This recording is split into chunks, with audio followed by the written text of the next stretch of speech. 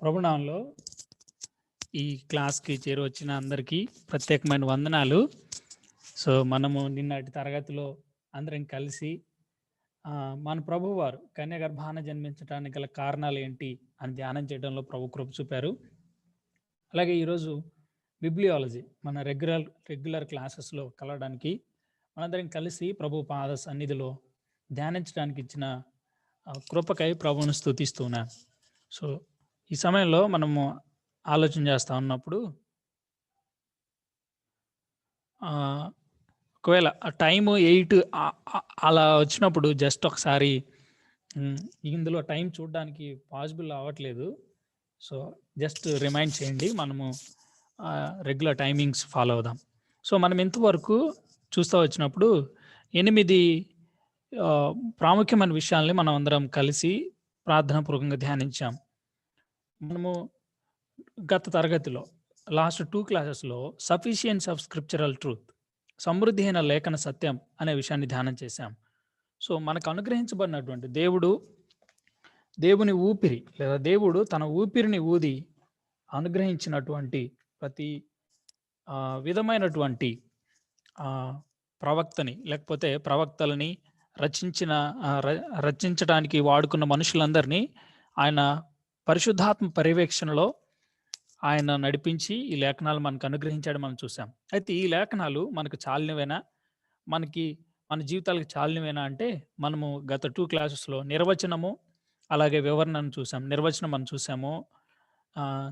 ఇందులో ముఖ్యంగా అసలు దేవుని లేఖనాలు వేటికి సరిపోయినాయి అంటే విశ్వసించి రక్షణ పొందటానికి, ఒక వ్యక్తి రక్షణ పొందటానికి లేఖనాలు చాలినవన్నమాట. లేఖనాలకు అవతల ఇంకొకటి చెప్పినా కానీ, ఇంకొకటి ఏదన్నా మెన్షన్ చేసినా కానీ అంత అవసరం లేదనమాట. తర్వాత రక్షించబడిన వ్యక్తి రక్షకుని కొరకు జీవించడానికి, తాను ఎక్విప్ అవ్వడానికి, అలాగే మనం చూస్తూ ఉన్నప్పుడు ప్రభువు అనాదికాల సంకల్పంలో ఎందుకు రక్షించుకున్నాడు అంటే ఆయన సత్క్రియలు చేయడానికే. దేవుడు ఉద్దేశించిన ఆ క్రియలు చేయడానికై. ఆ క్రియలు చేయాలంటే మనకు అవసరం ఏమిటంటే దేవుని వాక్యం. ఆ వాక్యము టీచింగ్ ద్వారా రిప్రూఫ్, ఖండించడం, మన జీవితాల్లో సరికాని సంగతులను ఖండించి మనల్ని ఖండించి వదిలిపెట్టరు, 4 తిట్టి వదిలిపెట్టరు. చాలాసార్లు మనుషులు అదే చేస్తారు. కానీ దేవుని వాక్యం తప్పు దిద్దుతుంది, కరెక్ట్ చేయడం, మనం ఏ విధంగా ఉండాలో కరెక్ట్ చేసి మనల్ని ట్రైన్ చేస్తాడు. నీతి యందు శిక్షణ చేయుటకు అనే విషయాన్ని మనం చూస్తూ ఉన్నాం. సో, ఈ లేఖన భాగం క్రైస్తవ జీవితంలో నేను దేవుని వాక్యాన్ని గురించి దేవుని కొరకు బ్రతకాలనుకుంటున్నాను బ్రదర్, దేవుని కొరకు జీవించాలనుకుంటున్నానంటే దెన్ ఆలోచించాల్సిన విషయం ఏంటంటే దేవుని వాక్యం ప్రాథమికమైన ఆధారమై ఉండాలి. దేవుని వాక్యం మాత్రమే ఒక వ్యక్తి క్రైస్తవ జీవితాన్ని జీవించడానికి గైడ్ చేయగలదు. మనకి మెంటార్స్ ఉంటారు. మెంటార్స్ కూడా దేవుని వాక్యం నుంచే మనల్ని గైడ్ చేస్తారనమాట. సో, మనకి అర్థమవుతున్న విషయం ఏంటంటే దేవుని వాక్యం ఒక వ్యక్తి రక్షణ పొందడానికైనా, రక్షణ పొందిన వ్యక్తి రక్షణ కొరకు జీవించడానికైనా సరే, రక్షకుని కొరకు జీవించడానికి అత్యావశ్యకమైనది. చాలా ఇంపార్టెంట్ అని మనం చూస్తూ ఉన్నాం.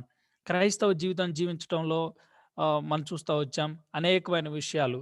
సో, ఒక ఆయన ఈ రకంగా అంటే తను ఒక పొగాకు కంపెనీ పెట్టాలనుకున్నాడు, లేకపోతే పొగాకు పొలం వేస్తున్నాడు. వెళ్ళి ప్రార్థన చేద్దామా? అది హానికరం.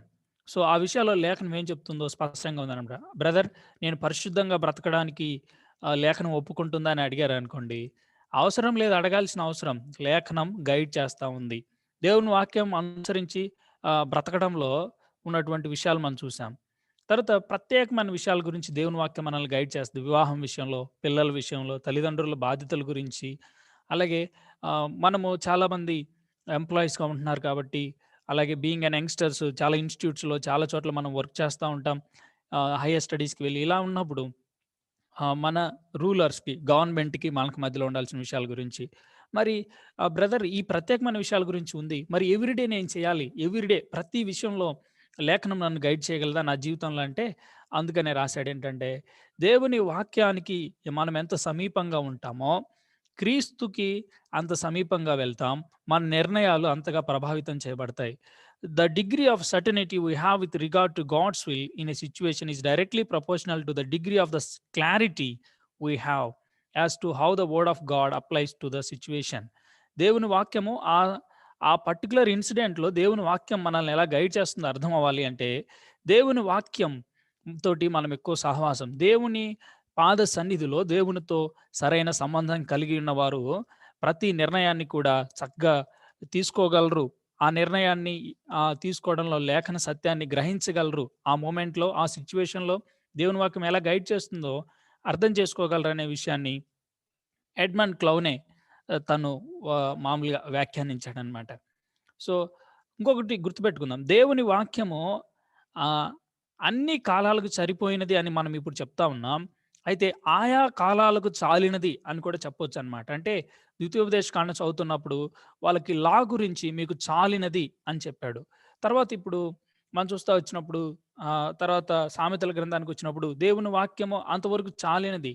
అయితే ఆయా కాలాల్లో అది చాలినది. మరి కొత్త నిబంధన సంఘానికి చాలినది ఏంటి అంటే, ప్రకటన గ్రంథం. 66 గ్రంథాలు లేఖన సమృద్ధికి, లేకపోతే లేఖనాలుగా మనకు చాలినవిగా ఉన్నాయి. సో, వాళ్ళని గైడ్ చేయడానికి లా సరిపోయింది.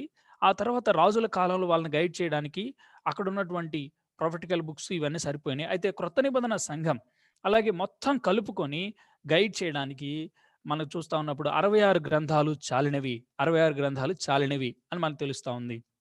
సో, నేను కంక్లూజన్ లాస్ట్ వీక్ ఇవ్వలేదు. సో, ఇప్పుడొకసారి జాగ్రత్తగా గమనించండి. ఈరోజు చాలా సార్లు మనం మిస్‌గైడ్ అవుతా ఉన్నాం. చాలా సార్లు చాలా విషయాలు దగ్గర మనందరం కూడా డివైడ్ అయిపోతా ఉంటాం. చాలా సార్లు ఎందుకో లేఖనాల్లో ప్రస్తావించిన ఆ విషయాల గురించి మనము చాలా దారుణంగా కొంతమందిని జడ్జ్ చేసేసి, వాళ్ళు లేఖనానుసారంగా లేరు అని చెప్పి చాలా తీవ్రంగా మాట్లాడుతా ఉంటాం. కానీ మనం ఆలోచించాల్సిన విషయం అన్నమాట ఇప్పుడు. ఈ సారాంశం ముగింపులోనికి మనకు కొన్ని విషయాలు చక్కగా అర్థమవుతాయి. ఒకటేంటంటే, సమృద్ధి అయిన లేఖన సత్యం అనే విషయం మనల్ని దేవుని గురించి, దేవుని కోసం జీవించడానికి ప్రోత్సహిస్తుంది. సఫిషియన్స్ ఆఫ్ స్క్రిప్చర్ దేవుని గురించి ఏదైతే వెల్లడి చేయబడాలో, దేవుడు ఏదైతే వెల్లడి చేయాలనుకున్నాడో అదంతా వెల్లడి చేయబడింది. తర్వాత దేవుని కోసం దేవుడు మన పట్ల కలిగి ఉన్న ఆలోచనలు, ఉద్దేశాలు తెలియజెప్పబడ్డాయి. అట్లాగే దేవుని కోసం ఆహ్, నీవు నేను ఎలా బ్రతకాలో కూడా దేవుని వాక్యం స్పష్టంగా ఉంది. మలినమైనటువంటి ఈ లోకంలో, పాప పంకిలపు సంగతులతోటి కూడుకున్న ఈ లోకంలో, పాప లోకంలో పరిశుద్ధులుగా జీవించటానికి, పాపాన్ని నుంచి తప్పించుకొని ప్రభు కొరకు పరిశుద్ధంగా జీవించడానికి దేవుని వాక్యం చాలినది అన్నమాట. సో, మనం ఆలోచన చేయాల్సిన విషయం ఏంటంటే, నేను పాపపు పంకిలం లేకపోతే ఈ మాలిన్యపు బ్రతుకు నుంచి, ఈ మాలిన్య లోకంలో ఆహ్, చాలా నమ్మకంగా, పరిశుద్ధంగా జీవించాలనుకుంటున్నాను అంటే ఏం చేయాలి అంటే, దేవుని సన్నిధిలో దేవుని వాక్య సత్యము మనకు చాలినది. It can guide us. మనల్ని చక్కగా మార్గదర్శకత్వం చేయగలదు దేవుని వాక్యం. సో, ప్రియమైన వారలారా, మొదటి విషయం మనకు అర్థమవుతుంది. సెకండ్ విషయం ఏంటంటే, లేఖనాలు చాలినవి గనక ఏమి కలపకూడదు, తీసివేయకూడదు. సో, చాలా సార్లు ఆలోచన చేయండి. ఓహ్, ప్రాథమికంగా గుర్తుపెట్టుకుందాం. Our experiences are not a valid source of truth. మన అనుభవాలన్నీ కూడా లేఖనానుసారం కాదు. కానీ మన అనుభవాలన్నిటిని కూడా లేఖనానుసారంగా ఉండేటట్లు మనం నడుచుకోవాలి. Test every experience under the light of scriptures. లేఖనాల వెలుగులో మన అనుభవాలను పరీక్షించుకోవడం చాలా ఇంపార్టెంట్. నేను చేసేది, నా జీవితంలో జరుగుతున్నవన్నీ ఇంక నేను కళ్ళు మూసుకొని రైట్ అని చెప్పకూడదు గానీ, test under the light of scriptures. లేఖనాల వెలుగులో చక్కగా ఎక్సెజీసిస్ అంటే అక్కడ ఉన్నటువంటి ఆహ్, ఉద్దేశాన్ని ఎరిగి దాని ప్రకారం మనము నడవాలన్నమాట. సో, ఏటిని కలపకూడదు, వేటిని తీసేయకూడదు. మనము కాలేజీలో ఉన్నప్పుడు ఒక బుక్ నేను చదివాను. 'పరలోకం వెళ్ళొచ్చిన ఏడుగురు' లేకపోతే 'పరలోకం వెళ్ళొచ్చిన ఆరుగురు' అని ఇలాంటి పుస్తకాలు పదే పదే వస్తా ఉండేయి. అవన్నీ చదువుతా ఉన్నప్పుడు చాలా డిఫరెంట్‌గా అనిపించేది. అయితే గమనించండి, లేఖనాలు మనకు చాలినవి గనక, లేఖనాలకి వెలుపల సంగతులు ఏమైనా కలిపి రాస్తా ఉన్నప్పుడు we are not in need of such a things. మనకు అలాంటి విషయాలను గురించినటువంటి అవసరత లేదు. లేఖనాలు ఎక్కడి వరకు పరిధిలో ఉంటున్నాయో, లేఖనాలు మనల్ని ఒక విషయాన్ని గురించి ఆ పరిధిని నిర్ణయిస్తా ఉన్నప్పుడు, ఆ పరిధి దాటి వెళ్ళకుండా ఉండడం మేలని. ఒక్క విషయం మనం అర్థం చేస్తా ఉన్నప్పుడు ఒకాయన నేను లాస్ట్ నైట్ ఒక బ్రదర్ వాక్యం చెప్తా ఉన్నప్పుడు తను ఒక కల్ట్ అనమాట. హెరెసీ. తనొక దుర్బోధ శాఖకు సంబంధించిన వ్యక్తి. తాను చెప్తా ఉన్నాడు, అబ్రహాము 2 దూతలు వచ్చినారు కదా! అబ్రహాం దగ్గరికి దేవుడు 2 దూతలు వచ్చినారు. 3 వ్యక్తులు వచ్చినారు. అయితే యెహోవా ఒక వ్యక్తి, ఇంకొక ఇద్దరెవరంటే మిఖాయేలు, గాబ్రియేలు అని చెప్పినారు. ఎక్కడ రాయబడి ఉంది?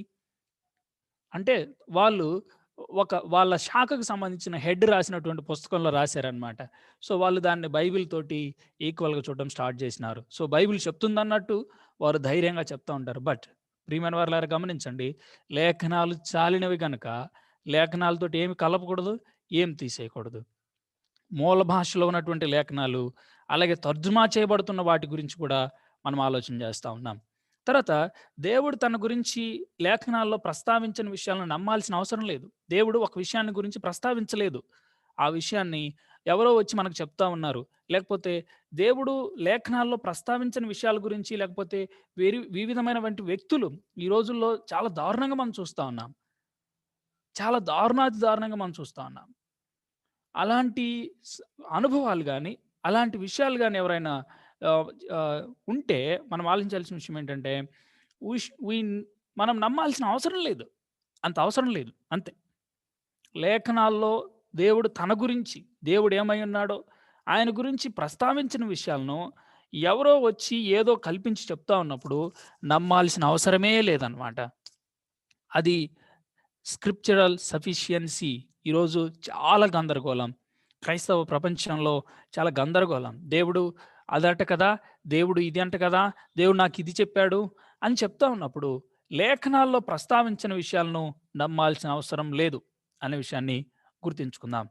తర్వాత మనుషులు రాసే లేదా చెప్పే ఏ విధమైన వ్యాఖ్యానాలను కూడా లేఖనాలతో సమానంగా భావించకూడదు. ఈ పని చేస్తున్నామా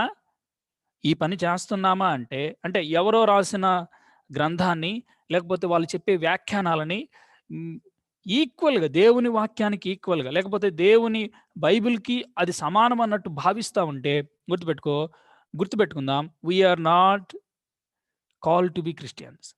వి are not supposed to be called Christians. మనం క్రైస్తవులని పిలువబడటానికి అర్హులం కాదు. ఏంటన్నా అంత దారుణంగా చెప్పావంటారా? Yes, that's true. మనము బైబిల్‌కి దేన్ని కూడా ఈక్వల్‌గా పెట్టుకున్నామా? అది ఖచ్చితంగా మనం గుర్తుపెట్టుకోవాల్సిన విషయం ఏంటంటే, ఏ విధమైన వ్యాఖ్యానాలను కూడా లేఖనాలతో సమానంగా భావించకూడదు. లేఖనాలు ఆధారంగా అవి రాశారు తప్పితే, వాటి ఆధారంగా లేఖనాలను నిర్వచించకూడదు. లేఖన సందర్భాన్ని నిర్వచించకూడదు. ఆ విషయాలు మనం గుర్తుపెట్టుకోవాల్సిన వారమైనాం. 1 మినిట్.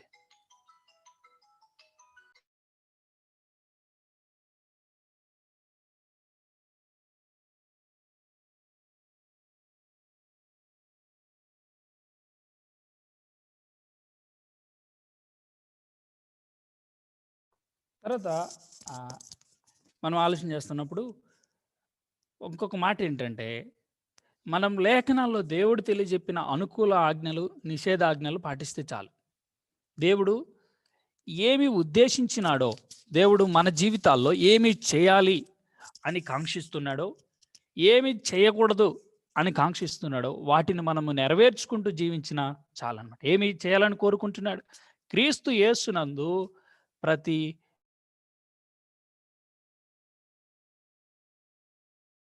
పాపి ప్రభువునందు విశ్వాసముంచి మోక్ష మార్గానికి రావాలనుంది. ఏమి చేయకూడదని కోరుకుంటున్నాడు?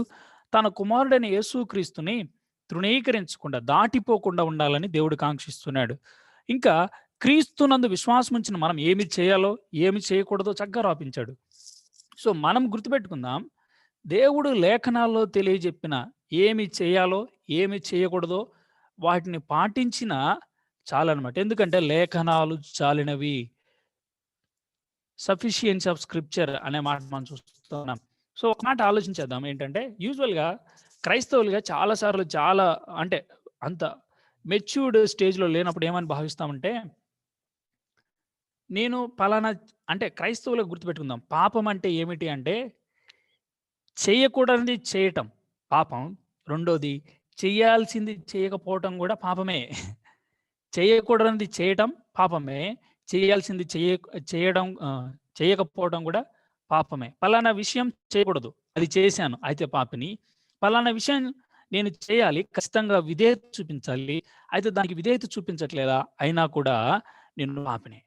సో, ఆలోచించుదాం. లేఖనాలు ఏమని చెప్తున్నాయో, లేఖనాలు మనల్ని గైడ్ చేస్తున్నట్లుగా క్రీస్తు ప్రభువుని యొక్క ప్రత్యక్షతతో నిన్నటువంటి ఆయన తన ప్రియులకు, తన సంఘానికి అవసరమైన సంగతులన్నిటిని మనందరికీ దయచేస్తా ఉండగా, ఆ లేఖనాల్లో ఏవైతే అనుకూల ఆజ్ఞలున్నాయో, ఏవైతే నిషేధాజ్ఞలున్నాయో వాటిని పాటించిన మేలనమాట. దాంట్లో ప్రస్తావించిన విషయాల గురించి మనం డిబేట్స్ పెట్టకూడదు.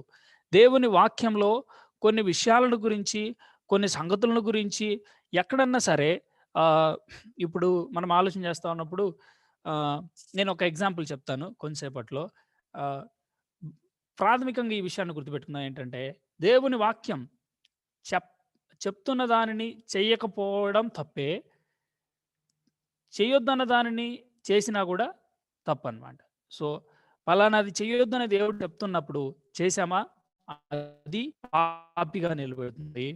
పలానాది చెయ్యాలి అని దేవుని వాక్యం గైడ్ చేస్తున్నా సరే చేయట్లేదా? అయినా కూడా మనము చాలా దారుణంగా దేవుని ఎదుట దేవుని సన్నిధిలో మనం సిగ్గుపడాల్సిన వారమవుతాం. సో, మనం లేఖనాల్లో దేవుడు తెలియజెప్పిన అనుకూల ఆజ్ఞలు, నిషేధాజ్ఞలు పాటిస్తే చాలు అనే విషయం మనం చూస్తా ఉన్నాం. తర్వాత లేఖనాలు ప్రస్తావించిన విషయాలను ఆజ్ఞలుగా అనుసరించకూడదు. లేఖనాలు వేర్ స్క్రిప్చర్స్ ఆర్ సైలెంట్. దేవుని లేఖనాలు కొన్ని విషయాల్లో మౌనంగా ఉంటున్నప్పుడు వాటిని మనము ఆజ్ఞల కింద మార్చేసి, ఆజ్ఞల కింద మార్చేసి చెప్పుకోవడం చాలా రాంగ్ అనమాట. నేను ఒక ఎగ్జాంపుల్ చెప్తున్నాను చూడండి. ఈరోజు ఎందుకు పోపు అంటే లేకపోతే పోపు పలానా ఆమెని పునీతురాలుగా ప్రకటించేశాడు. లేకపోతే ఏంజిల్‌గా ప్రకటించేశాడు అని చెప్పి ఎందుకు అంత ఎక్కువ ఇంపార్టెన్సు? చాలామంది దాని వైపు అదొక పెద్ద ఆహ్, విషయంలాగా చూస్తా ఉంటారు అంటే గమనించండి. ప్రభువు చెప్పాడు ఆహ్, ఈ సంఘము ఎదుట, ఈ సంఘము ఎదుట అని చెప్పి ఆయన మత్తయి సువార్త 17 అధ్యాయంలో కొన్ని విషయాలు ప్రస్తావించాడు. పాతాళలోకపు ద్వారములు కూడా నిలువనేరవు అని చెప్తా వచ్చాడు. That means church has authority. సంఘానికి అధికారం ఉంది. అది ఎలాంటిదంటే పాతాళలోకపు ద్వారాలు కూడా పాతాళపు లోకపు ద్వారాలు కూడా దాని ముందు నిలబడవు అని మనకు తెలుస్తా ఉంది. అయితే ఇప్పుడు పోపు గురించి ఏమంటారంటే he is the head of the church. అంటే సంఘానికి ఆయన పెద్ద తలకాయ. సంఘంలో ఆయన ఆహ్, ప్రాథమికంగా చాలా కీలకమైన వ్యక్తి అని కాథలిక్స్ చెప్పడం. సో, ఇప్పుడేమంటారంటే not the scripture has the final authority but the pope has. పోపుకి అంతిమ అధికారం ఉంది. ఈవెన్ లేఖనాల మీద కూడా అని అంటారు. అది చాలా తప్పు ప్రియులారా. గమనించండి. లేఖనాలు ప్రస్తావించినయి ఆయన ఒ ఒ అంటే కొంతమంది పరలోకానికెళ్ళినట్టు ఆయన ఆజ్ఞలు జారీ జేస్తాడు. ఇంకొకళ్ళు మదర్ తెరిసా గురించి ఇలా చాలా విషయాలు మనం చూస్తూ ఉంటాం.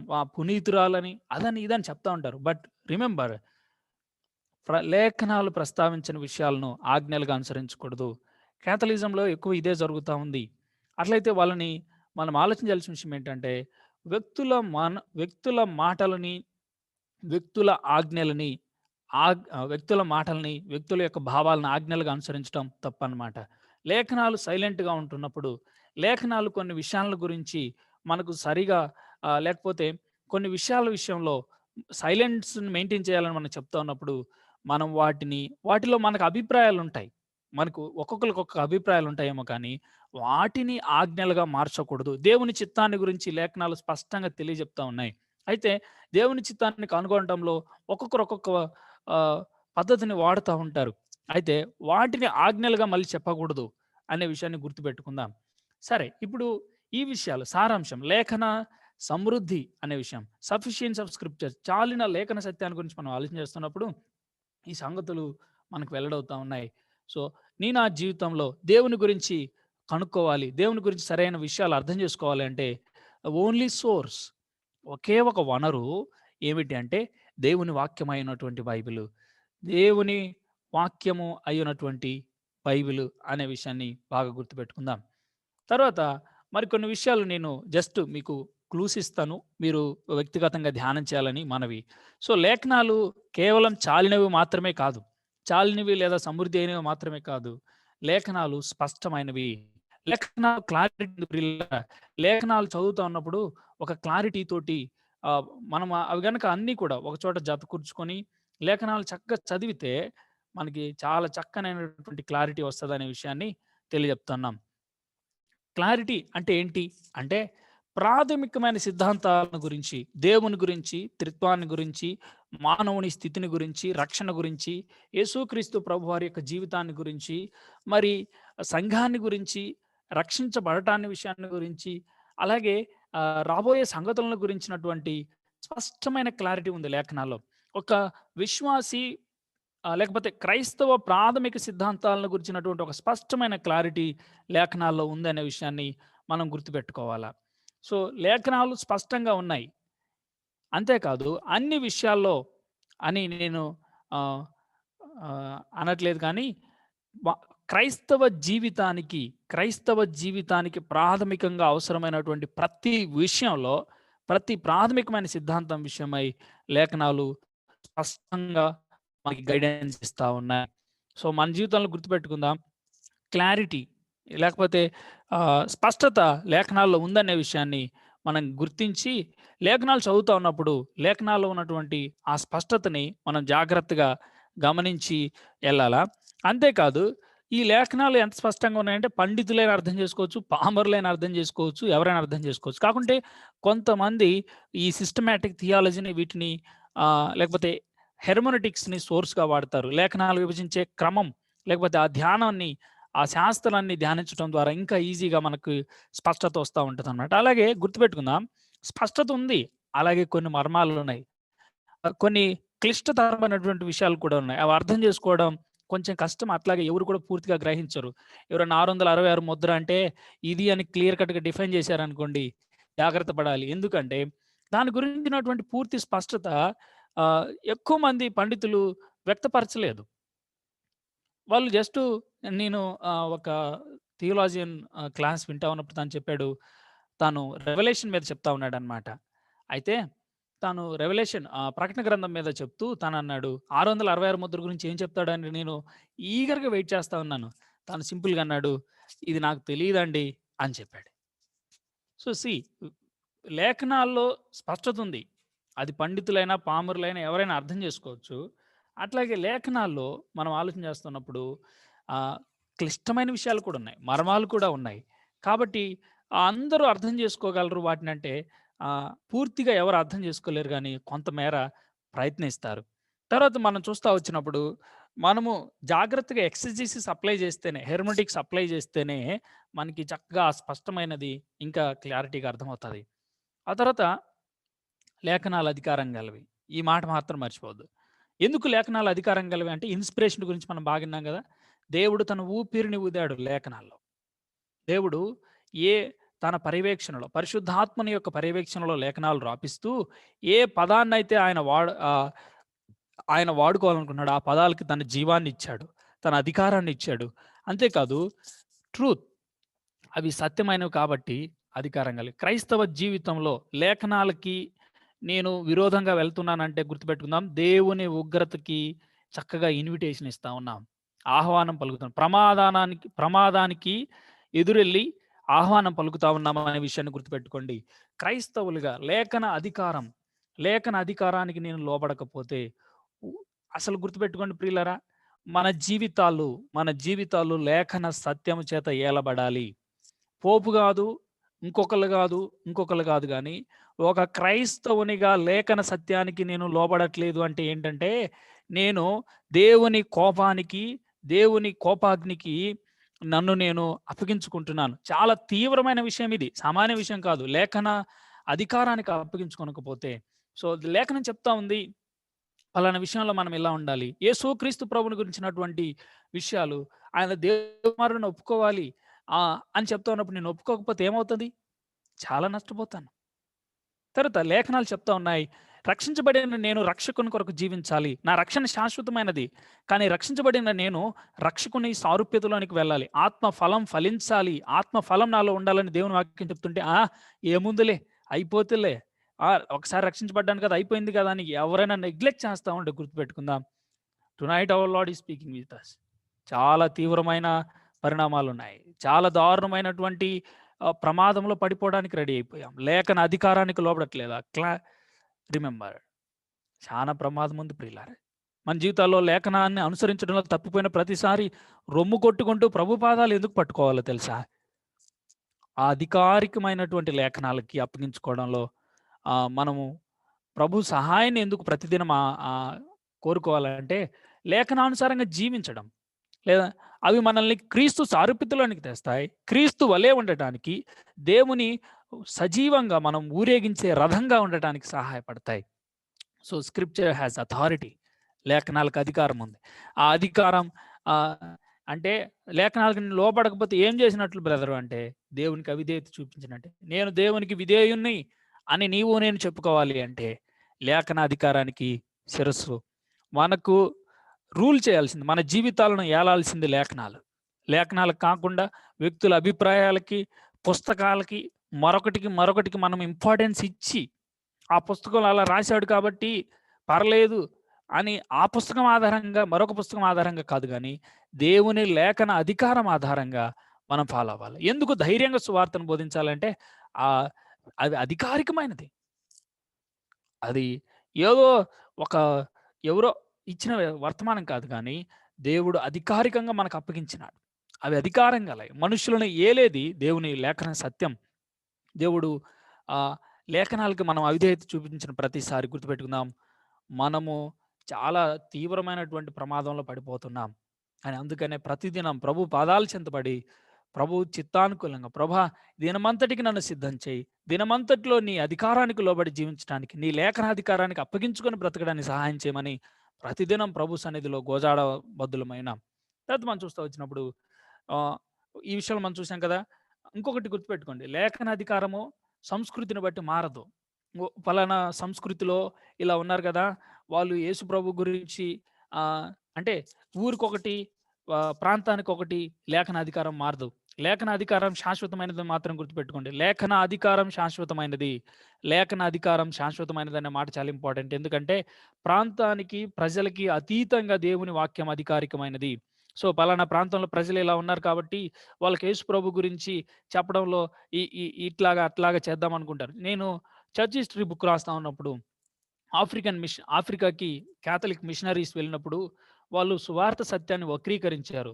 సువార్త అంటే ఏంటంటే మనుషుల్ని సర్వ్ చేయడమే, మనుషులకు సర్వీస్ చేయడమే సువార్త అన్న అన్న ధోరణిలో వెళ్ళారు. కానీ అది చాలా ప్రమాదం. అది లేఖన అధికారానికి లోబడినట్లు కాదు. లేఖనం చెప్తా ఉంది ఏంటంటే మనం మనుషులను ప్రేమించాలి, మనుషులకు సర్వీస్ చేయాలి. కానీ రక్షకుడు లేకుండా ఒక వ్యక్తి పరలోకానికి వెళ్ళటం అసాధ్యం.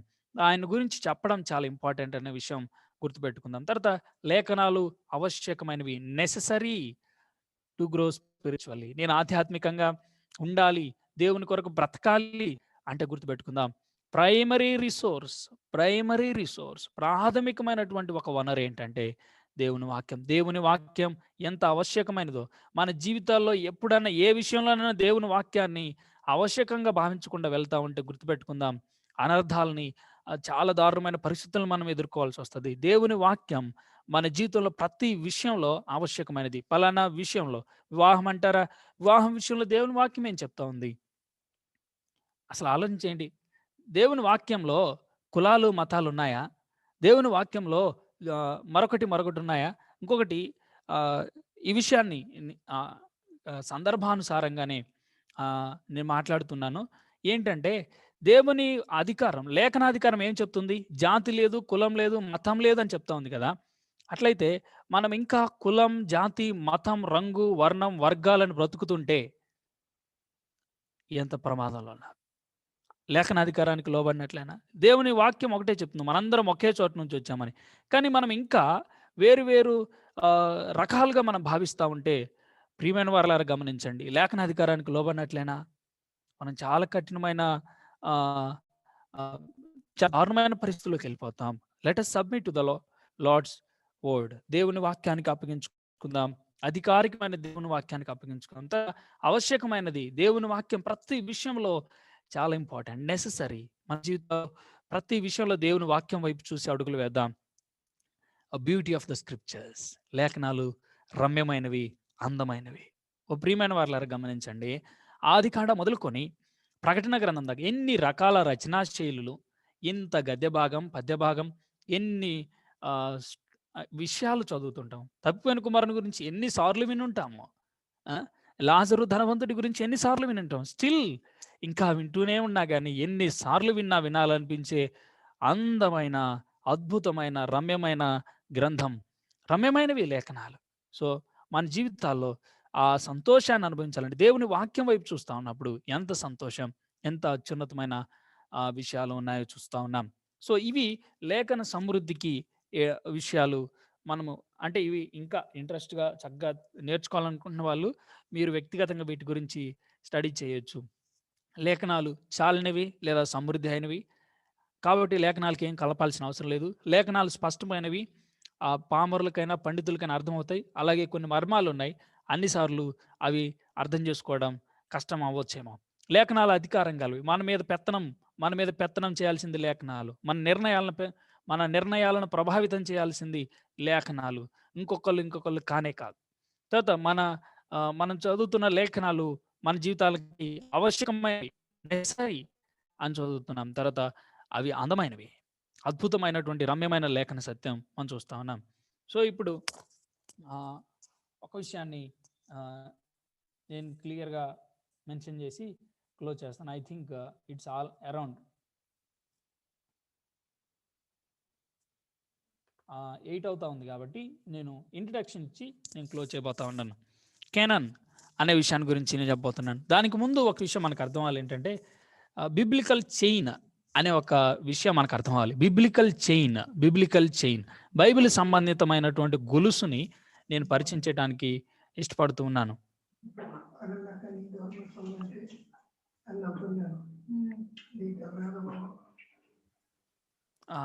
ఐ థింక్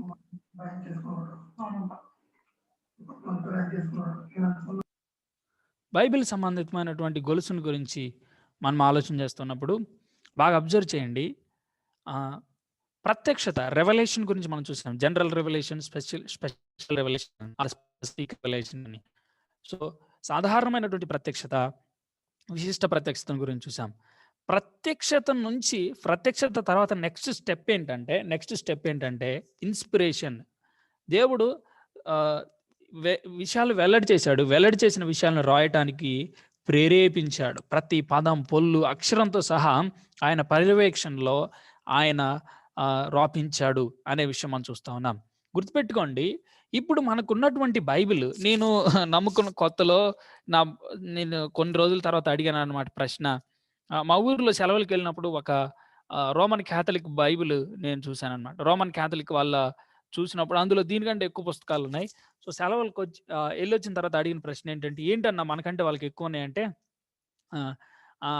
అన్న వాళ్ళు చెప్పింది, తర్వాత కొన్ని ఆన్లైన్లో చూసిన దాని తర్వాత నాకు అర్థమైంది ఏంటంటే, ఓహో సంఘంలో అంటే సంఘ పితరులు, చర్చ్ ఫాదర్స్ ఏం చేశారంటే మనకి ఏమేం పుస్తకాలు కావాలో ఆ పుస్తకాలు అని వాళ్ళు నిర్ణయించుకున్నారు అని చెప్పారనమాట. గుర్తుపెట్టుకోండి, అది సరైన కాన్సెప్ట్ కాదు.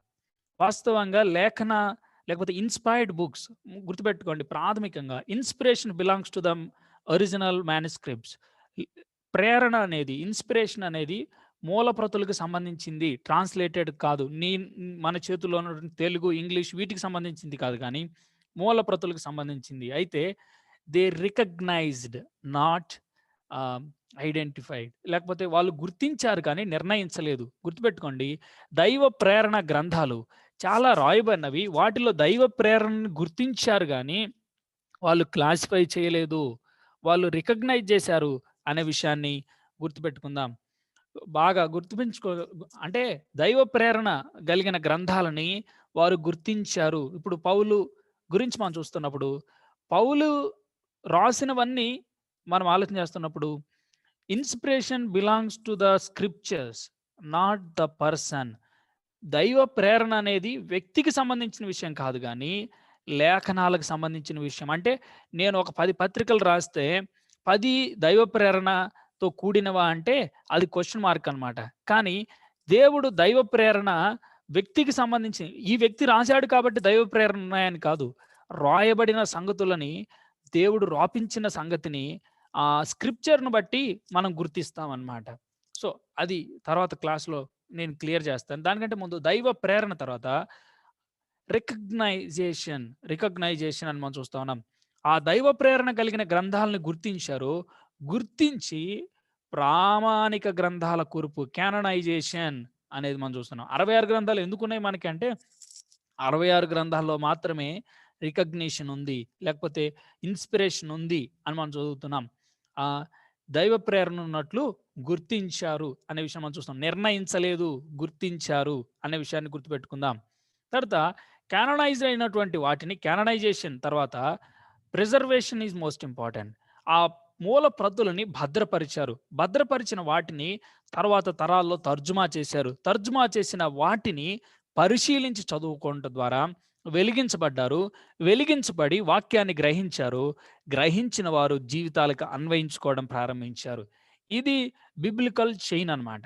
So, revolution to inspiration, there to recognition, there to canonization, there to preservation, from there to translation, and after that observation, illumination, interpretation, application. ప్రత్యక్షతని దేవుడిచ్చాడు. ఇచ్చిన ప్రత్యక్షతని అక్షర రూపంలో దైవ ప్రేరణ ద్వారా పెట్టించాడు. ఆ దైవ ప్రేరణను కలిగి ఉన్నటువంటి గ్రంథాలను గుర్తించారు. గుర్తించిన గ్రంథాలని 66 ప్రామాణిక గ్రంథాలుగా గుర్తించారు. క్యాననైజ్ చేశారు. వాటిని భద్రపరచడం ఇవన్నీ మనం చూస్తా ఉన్నాం.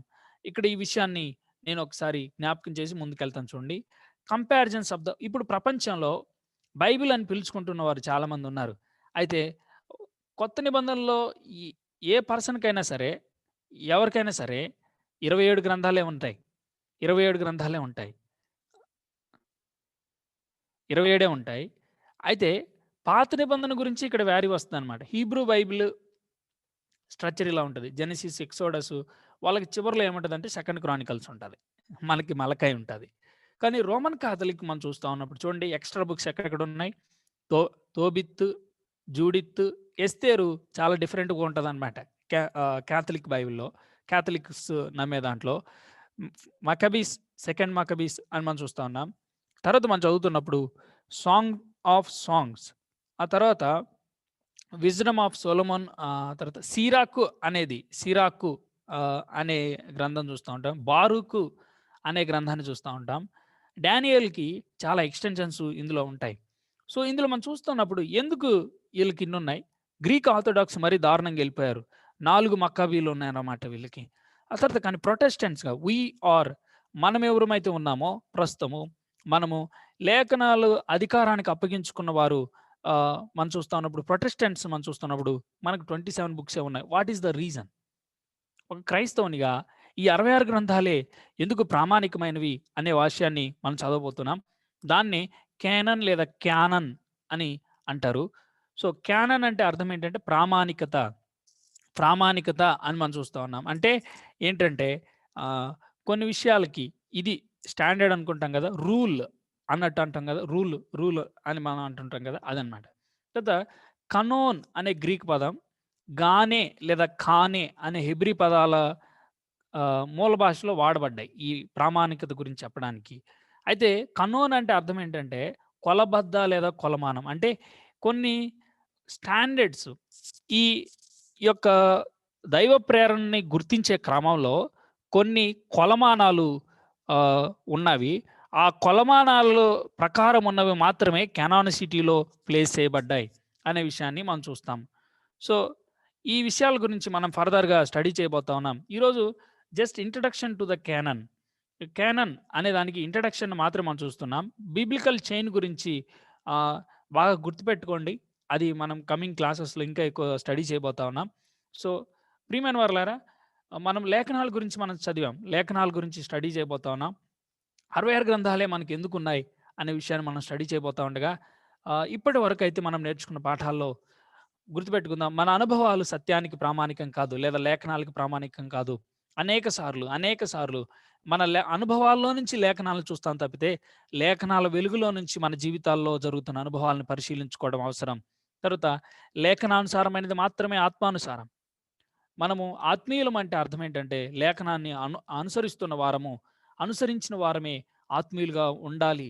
ఆత్మీయులు అని పిలువబడతారని మనం చూస్తున్నాం. తర్వాత లేఖనాల్లో ఉన్నటువంటి విషయాల్ని నేను ఇక్కడ గుర్తు చేశాను. లేఖనాలు చాలినవి. మరి దేనికోసమన్నా వెతుకుతుంటే ఆ ప్రయత్నం మానుకో. లేఖనాలు స్పష్టమైనవి. ఏమన్నా యాంబిగ్విటీస్ లాగా నీకు కనపడుతుంటే ఆహ్, జాగ్రత్తగా స్టడీ చెయి. అధికారం గలవి అప్పగించుకో. ఆలస్యం చేయమాక. దేవుని లేఖనాలు ఆవశ్యకమైనవి. జీవితంలో ప్రతి మొమెంట్‌లో, ప్రతి స్టెప్‌లో లేఖనాలు లేకుండా అడుగులు వేయొద్దు. ఆ తర్వాత లేఖనాలు రమ్యమైనవి, మనోహరమైనవి, అందమైనవి. ఆ లేఖనాల్ని ధ్యానించి నెమ్మది పొంది సేదతీరాలని ప్రభునామని తెలియజేస్తూ, ఈ అవకాశం ఇచ్చిన ప్రియ ప్రభుకి, ఈ సోర్స్‌ని లేకపోతే ఈ మీడియంని ఏర్పాటు చేసిన ప్రియమైన సహోదరులందరికీ వందనాలు తెలియజేస్తూ, ఇవి రిసోర్సెస్ అండి. ఆసక్తి కలిగిన వాళ్ళు మీరు ఫైండ్ ఔట్ చేసి మీరింకా ఫర్దర్ డీటెయిల్స్ ఇంకా బాగా తెలుసుకోవచ్చు. ఈ అవకాశం ఇచ్చినందుకు వందనాలు తెలియజేస్తూ థాంక్ యూ అన్న. వందనాలు.